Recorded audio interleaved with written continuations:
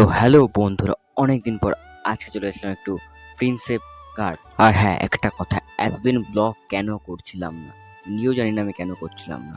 যাই হোক, মনে হলো আজ থেকে ব্লগটা আবার শুরু করি, তাই আজ থেকে আবার শুরু করে দিলাম। তাই চলে গেছিলাম আজকে প্রিন্সেপ ঘাট।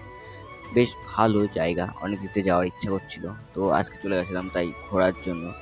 তো যাই হোক, বেশ অসাধারণ একটা ভিউ, বেশ ভালোই লাগছিল দেখতে। আর আমাদের না, আমরা চলে গেছিলাম একটু সকাল সকাল, এখানে যেতে হতো একটু বিকেল বিকেল টাইমে, বাট আমরা সকাল সকাল চলে গেছিলাম, তাও ভালো লাগছিল। বিকেল বেলার টাইমে গেলে কি হয়, সানসেটটা দেখা যায়। তোমরা আমাকে একটু কমেন্ট করে বলো তো, এই দূরে ওটা কি আদৌ হাওড়া ব্রিজ? আমি না ঠিক কনফিউজ।